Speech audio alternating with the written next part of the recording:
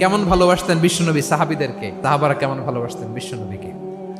অষ্টম হিজরিতে হুনাইনের যুদ্ধে রাসূল সাল্লাল্লাহু আলাইহি ওয়াসাল্লাম ফিরে আসতেছেন মদিনায়। পথিমধ্যে বেলাল রাদিয়াল্লাহু তাআলা আনহু আজান দিচ্ছেন। কি দিচ্ছেন? তো পাশে ছিল মুশরিকদের একটা পল্লী, কিছু মুশরিক তরুণ, কিছু অমুসলিম কিশোর, তারা আজানকে ব্যঙ্গ করতেছে। আমাদের বাংলায় মুখ ভেঙ্গানো বলে আর কি। বেলাল রাদিয়াল্লাহু তাআলা আনহু আজান দিচ্ছেন, ওই বাচ্চাগুলো মুশরিক, তো ওরা আজানকে ব্যঙ্গ করতেছে, বিকৃতি করে ওরাও আজান দিচ্ছে। উদ্দেশ্য হচ্ছে আজানকে নিয়ে ঠাট্টা করা। উদ্দেশ্য কি? ঠাট্টা করা। ব্যাপারটা মনে কষ্ট পাওয়ার মতো ব্যাপার না? কিন্তু বিশ্বনবী ওইখানে দেখেন কি খুঁজলেন। বিশ্বনবী খেয়াল করলেন অমুসলিম কিশোরদের মধ্য থেকে একটা কিশোরের গলাটা বড় দরাজ গলা, কণ্ঠটা বড় সুন্দর। খেয়াল করে দেখলেন যে কিছু কিশোর বেলালের আজানকে ব্যঙ্গ করে, বিকৃতি করে, কিন্তু একজনের কণ্ঠ দেখতে পাচ্ছেন না এত দূরে, কিন্তু কণ্ঠটা বড় সুন্দর, দরাজ গলা। বিশ্বনবী সাহাবীদেরকে বললেন, ধরো এগুলারে, ধরো।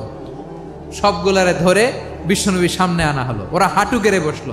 বিশ্বনবী বললেন, তোমাদের মধ্যে কে যেন ব্যঙ্গ করে আজান দিচ্ছিল, তার গলাটা বড় উঁচু, গলার বেসটা বড় মজবুত, মেলোডিয়াস, সুমধুর কণ্ঠ। কে? আবু মাহজুরা বলে, আমার বন্ধুরা সবাই আমার দিকে আঙ্গুল দেখায়, আমি পড়ে গেছি বিপদে। রাসূল সাল্লাল্লাহু আলাইহি ওয়াসাল্লাম বাকি অমুসলিম তরুণদেরকে ছেড়ে দিলেন, বললেন তোমরা যাও। এবার আবু মাহজুরারে পাইছে। আবু মাহজুরার চুলের মধ্যে হাত দিলেন বিশ্বনবী, মাথায় হাত দিয়ে বললেন, এবার আজান দাও দেখি। আবু মাহজুরা বলে, আমি তো আজান দিতে জানি না, কারণ আমি তো বেলালেরটা শুইনা দিছি, আমার তো মুখস্থ নাই, আমি তো আজান দিতে জানি না। বিশ্বনবী বললেন, জানো না? তাহলে আসো, আমি তোমারে শিখাই দেই। সুবহানাল্লাহ পড়ে। আবু মাহজুরা হাঁটু গেড়ে বসে, বিশ্বনবীর মোবারক হাত আবু মাহজুরার চুলের মধ্যে। বিশ্বনবী আজানের মুআল্লিম আবু মাহজুরাকে বলতেছে, ঠিক আছে তোমারে শিখাই দিচ্ছি, আমি যা যা বলবো আমার সাথে সাথে বলো, পারবা? আবু মাহজুরা বলে, পারবো। বিশ্বনবী আজান দিচ্ছেন, মাথায় হাত দিয়ে আল্লাহু আকবার, আল্লাহু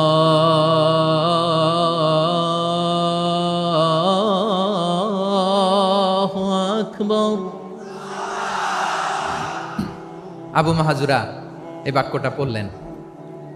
বিশ্বনবী দ্বিতীয় বাক্য পড়তে আরম্ভ করলেন, আল্লাহু আকবার,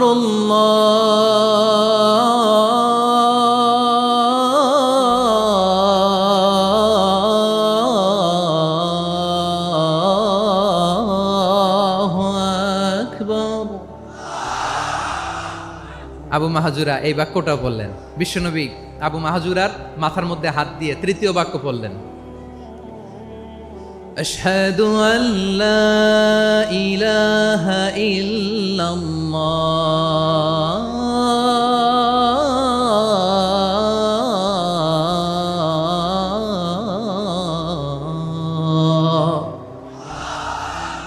আবু মাহজুরা তৃতীয় বাক্য পড়লেন। বিশ্বনবী একটা বাক্য পরে আবু মাহজুরা পরে, বিশ্বনবী পরে আবু মাহজুরা পরে। আবু মাহজুরা কিন্তু অমুসলিম, মুশরিক। আবু মাহজুরা বলে, এক একটা বাক্য পড়ি আমার কলিজাটা গলে ঠান্ডা হয়ে যায়। এতদিন মোহাম্মদকে গালি দিতাম, এখন মোহাম্মদ আমার মাথায় যখন হাত রাখছে আমার সারা শরীর ঠান্ডা হয়ে গেছে। বিশ্বনবী আজান শিখাচ্ছেন, একটা একটা বাক্য পড়ে আবু মাহজুরাও পড়ে, বিশ্বনবী পড়ে, আবু মাহজুরাও পড়ে। পুরো বাক্যগুলো যখন শেষ, আজান শেষ, আবু মাহজুরাও যখন পুরো আজান পড়লেন, আবু মাহজুরা বললেন, এতদিন মোহাম্মদের চেহারা দেখলে আমার ঘৃণা লাগতো, আজ থেকে মোহাম্মদের চেহারার চেয়ে প্রিয় চেহারা আমার কাছে নাই। আবু মাহজুরা বললেন, ও মুহাম্মদ, আজানের বাক্য তো আপনি আমারে শেখালেন, এখানেই শেষ করবেন না, আপনি আমারে পড়ায় দেন, লা ইলাহা ইল্লাল্লাহু মুহাম্মাদুর রাসূলুল্লাহ সাল্লাল্লাহু আলাইহি ওয়াসাল্লাম। বিশ্বনবীর সাথে দাঁড়িয়ে উনি শাহাদা পড়ে মুসলমান হয়ে গেলেন।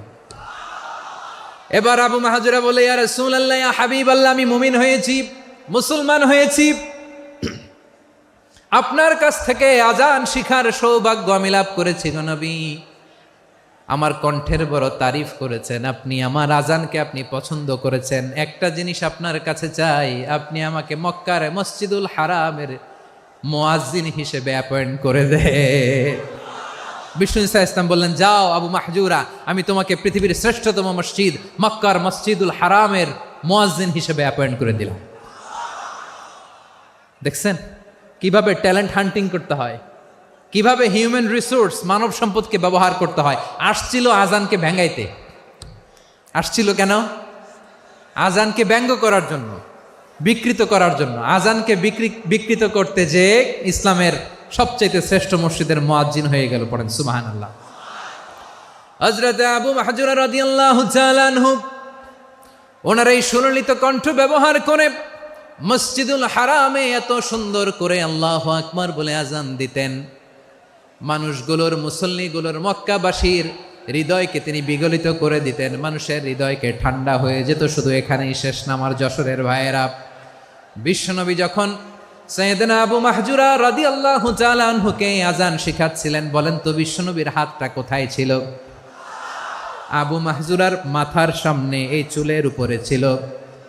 আবু মাহজুরা ওই স্মৃতিটাকে ধারণ করবার জন্য, ওই স্মৃতিকে বহন করার জন্য বিশ্বনবীর মোবারক হাত আবু মাহজুরার কপালের চুলের যেই জায়গায় লেগেছে, মৃত্যুর আগের দিন পর্যন্ত আবু মাহজুরা মাথার ওই চুলে কোনোদিন ছুরি আর কামার লাগায় নাই,